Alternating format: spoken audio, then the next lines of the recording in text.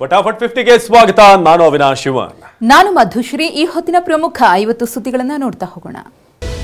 ನಟ ಅಲ್ಲು ಅರ್ಜುನ್ ಬಂಧಿಸಿಟ್ಟಿದ್ದ ಚಂಚಲ್ಗೂಡು ಜೈಲಿನ ಬಳಿ ಅಭಿಮಾನಿಗಳ ದಂಡೆ ನೆರೆದಿತ್ತು. ಇದು ರಾಜಕೀಯ ಪ್ರೇರಿತ ಬಂಧನ ಎಂದು ಸಿಎಂ ರೇವಂತ್ ರೆಡ್ಡಿ ವಿರುದ್ಧ ಆಕ್ರೋಶ ಹೊರಹಾಕಿದರು. ಅಭಿಮಾನಿಗಳನ್ನ ನಿಯಂತ್ರಿಸಲು ಪೊಲೀಸರು ಹರಸಾಹಸ ಪಡಬೇಕಾಯಿತು. ಅಲ್ಲು ಅರ್ಜುನ್ ಜೈಲಿನಿಂದ ಮನೆಗೆ ವಾಪಸ್ ಬರ್ತಾ ಇದ್ದ ಹಾಗೆ ಪತ್ನಿ, ಮಗಳು, ಮಗ ಅಪ್ಪಿ ಸ್ವಾಗತ ಕೋರಿದ್ದಾರೆ. ಬಳಿಕ ಅಲ್ಲು ಅರ್ಜುನ್ಗೆ ದೃಷ್ಟಿ ತೆಗೆದು ಕುಂಬಳಕಾಯಿ ಒಡೆದು ಮನೆ ಒಳಗಡೆ ಬರಮಾಡಿಕೊಂಡ್ರು. ಜೈಲಿನಿಂದ ರಿಲೀಸ್ ಆಗಿ ಮನೆಗೆ ವಾಪಸ್ಸಾದ ಅಲ್ಲು ಅರ್ಜುನ್ ಮಾಧ್ಯಮಗಳ ಜೊತೆ ಮಾತನಾಡಿದ್ದಾರೆ. 20 ವರ್ಷದಿಂದ ನಾನು ಚಿತ್ರರಂಗದಲ್ಲಿ ಇದ್ದೇನೆ, ಯಾವತ್ತೂ ಕೂಡ ಇಂತಹ ಘಟನೆ ಆಗಿರಲಿಲ್ಲ ಅಂತ ವಿಷಾದ ವ್ಯಕ್ತಪಡಿಸಿದ್ದಾರೆ.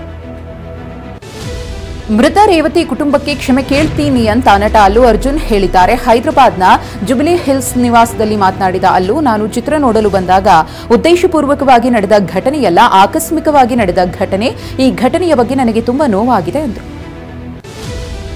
ಜೈಲಿನಿಂದ ಬಿಡುಗಡೆಯಾಗಿ ಮನೆ ಸೇರಿರುವ ಅಲ್ಲು ಅರ್ಜುನ್ ಭೇಟಿಗೆ ಗಣ್ಯರ ದಂಡೆ ಹರಿದು ಬರ್ತಿದೆ. ಹೈದರಾಬಾದ್ನ ಜುಬ್ಲಿ ಹಿಲ್ಸ್ ನಲ್ಲಿರುವಂತಹ ಅಲ್ಲು ಮನೆಗೆ ಟಾಲಿವುಡ್ ಗಣ್ಯರು ಆಗಮಿಸುತ್ತಿದ್ದಾರೆ. ವಿಜಯ್ ದೇವರಕೊಂಡ, ನಟ ಚಿರಂಜೀವಿ ಪತ್ನಿ ಸೇರಿ ಹಲವರು ಭೇಟಿಯಾಗಿದ್ದಾರೆ.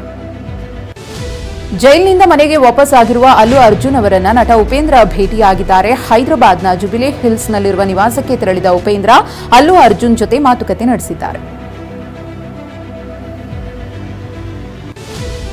ಅಲ್ಲು ಅರ್ಜುನ್ ಬಂಧನದ ಬಗ್ಗೆ ತೆಲಂಗಾಣ ಸಿಎಂ ರೇವಂತ್ ರೆಡ್ಡಿ ಮಾತನಾಡಿದ್ದಾರೆ. ಖಾಸಗಿ ಸುದ್ದಿವಾಹಿನಿಯಲ್ಲಿ ಮಾತನಾಡ್ತಾ ರೇವಂತ್ ರೆಡ್ಡಿ, ಈ ದೇಶದಲ್ಲಿ ಸಾಮಾನ್ಯ ಪ್ರಜೆಯಿಂದ ಪ್ರಧಾನಮಂತ್ರಿವರೆಗೆ ಕಾನೂನು ಎಲ್ರಿಗೂ ಒಂದೇ. ಅಂಬೇಡ್ಕರ್ ಅವರು ರಚಿಸಿದಂತ ಸಂವಿಧಾನ ಎಲ್ರಿಗೂ ಕೂಡ ಅನ್ವಯಿಸುತ್ತೆ ಅಂತ ಹೇಳಿದರು.